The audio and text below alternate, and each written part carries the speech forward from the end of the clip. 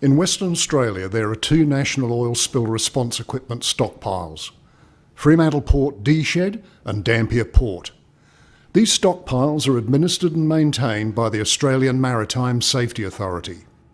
Stockpiles comprise various Tier 2 and Tier 3 oil response equipment, including Roland's Robay 1500 inflatable curtain boom, also known as RoBoom.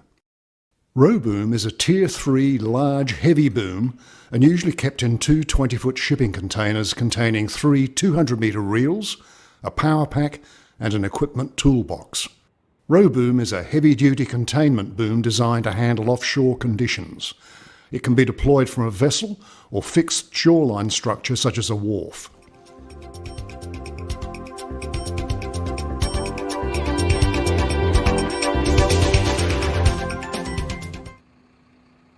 Loading the equipment safely requires careful planning and will almost certainly require the use of heavy lifting equipment, including cranes and forklifts.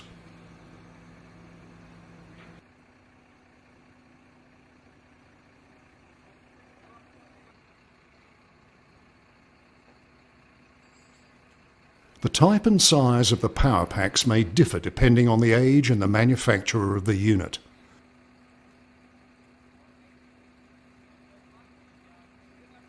The equipment box contains tow lines, tow bridles, anchoring bars, buoys, inflation and deflation hoses, hydraulic hoses, inflation port caps and other associated tools such as shifting spanners, pliers and ball peen hammers required to deploy the boom.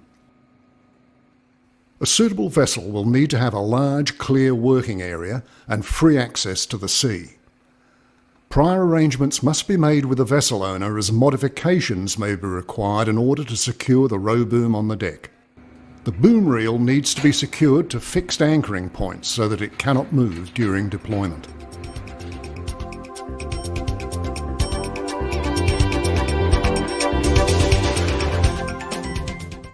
The deployment of this equipment requires careful planning in order to deploy the boom safely, efficiently and effectively.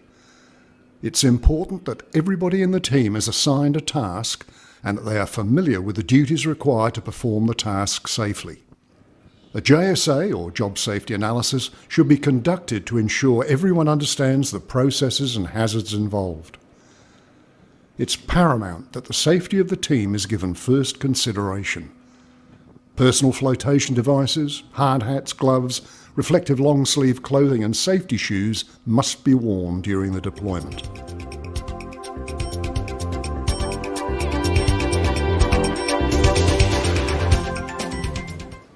It can take time to set up the equipment. This can be completed during transit. Pre-start checks must be conducted according to standard operating procedures and manufacturer's instructions. Again, power packs may vary from the large diesel crank start units like this one to modern lightweight electric start units.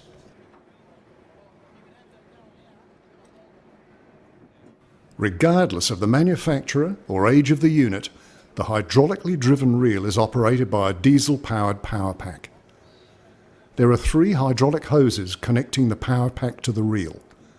Each of the hoses has a different size fitting so they cannot be attached incorrectly. Once the hoses have been inserted, a locking collar is rolled into place to secure the union.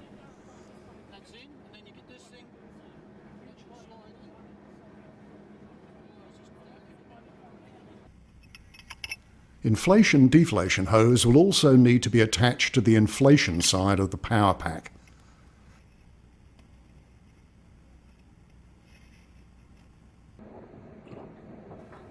Once the pre-start checks have been completed and all the connections established, the power pack can be started.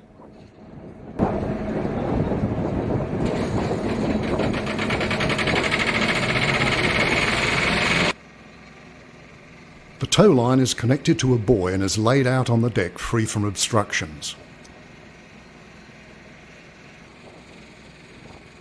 Start the power pack and unwind one segment from the reel so that the towing bridle can be attached. The towing bridle is connected to the boom with a long connector pin.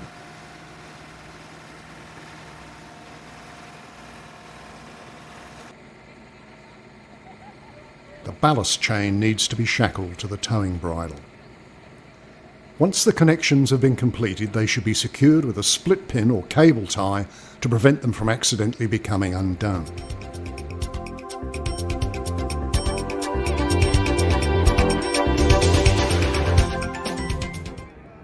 Pass the towing line to the support vessel and gently take up the slack. The support vessel shouldn't pull on the tow line, just take up the slack. The speed of the deployment is controlled by the reel and not the pull of the vessel.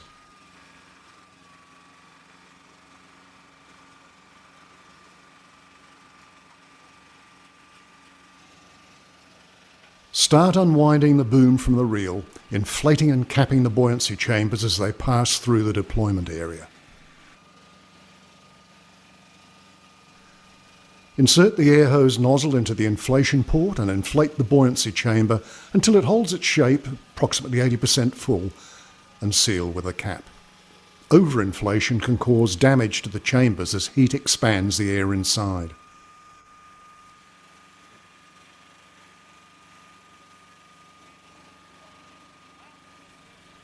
Put the inflation port caps into a bucket filled with soapy water and position it at the end of the deployment area.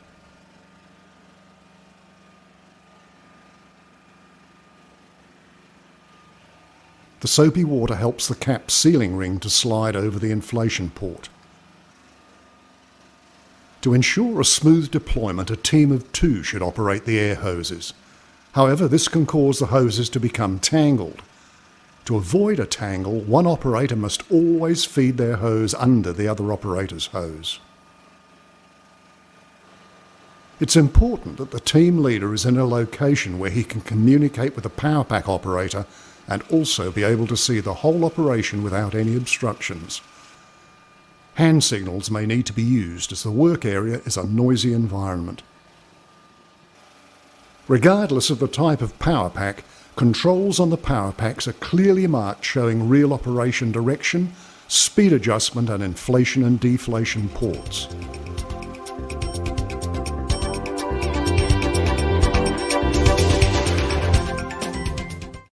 In order to attach the boom to another reel or tow bridle, the boom needs to be disconnected from the reel. Unwind the reel until there's sufficient gap between the base of the boom reel and the end of the boom. Attach the chain hook to the ballast chain and take the tension off the boom cables by rotating the boom reel until the tension has been taken up on the chain hook. Once the tension is off the reel, disconnect the boom by drawing the long pin from the connecting plate. Position the towing bridle against the connecting plate and secure with a long connector pin. Shackle the ballast chain to the towing bridle. Connect a tow line to the towing bridle. In order to release the boom, the tension needs to be taken from the chain hook. Take several turns of the towing rope around the boom reel and wind the rope onto the reel. Wind the reel to take up the tension so that the chain hook can be removed from the ballast chain. Once released, lower the boom into the water by unwinding the boom reel. When the boom is in the water, the rope can be completely unwound from the reel and passed to the boat crew. The tow line now needs to be secured to the midships of the vessel. This process will be handled by the vessel crew, as the procedure will vary for each vessel.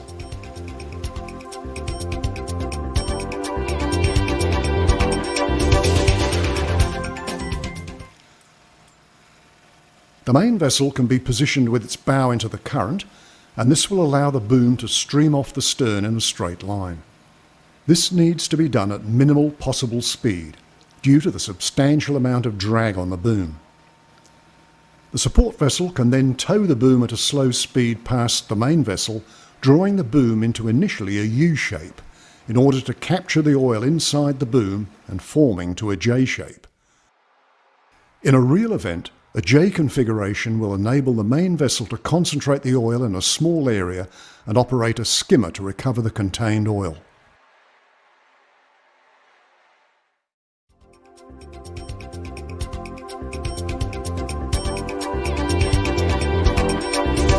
To retrieve the equipment, the boom needs to be disconnected from midships of the vessel and the tow line reattached to the reel. Take several turns of the towing rope around the boom reel and wind the rope onto the reel. It's important that the boom is loaded back onto the reel the same way that it was deployed. It's possible to retrieve the boom overturned with the chain on the opposite side. This would cause problems when deploying multiple reels, as the segments would no longer line up. Connect deflation hose to suction port on the blower.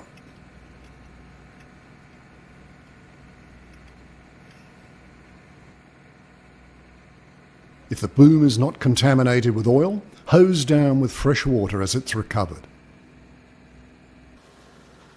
Attach the chain hook to the ballast chain.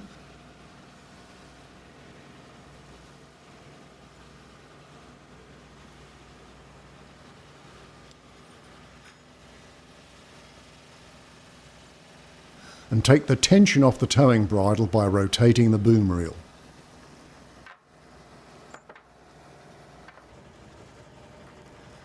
Disconnect and remove the towing bridle.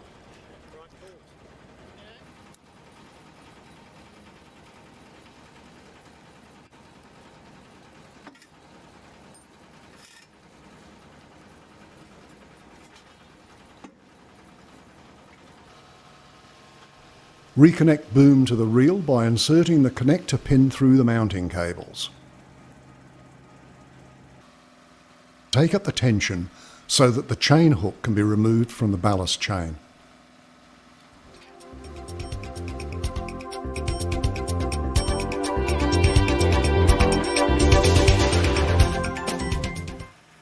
The deflation procedure is the opposite of the inflation procedure. As the boom is retrieved over the transom, the inflation port caps are removed and returned to their bucket.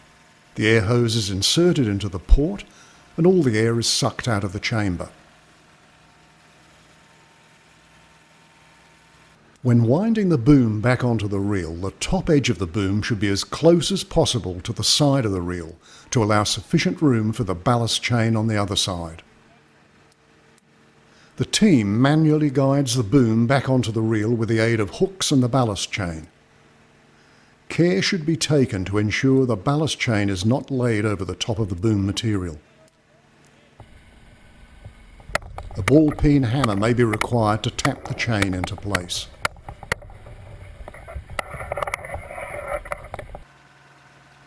The hooks should be inserted into the eyelets of the boom from below to allow for an easy release. The boom needs to be retrieved as straight as possible back onto the reel. To assist in keeping the boom straight, the master should keep the vessel moving ahead at dead slow into the wind or current. Once the boom's been retrieved, the tow line can be recovered and the tow bridle can be removed.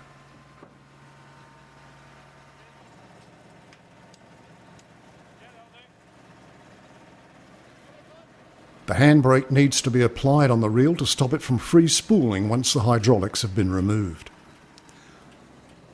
The equipment can now be repacked and stowed into the equipment box.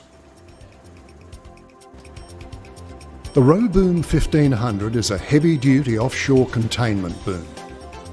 The deployment of this equipment requires careful planning in order to deploy the boom safely, efficiently and effectively. We hope you find this video useful and a benefit for your deployment planning should you ever be required to deploy this boom.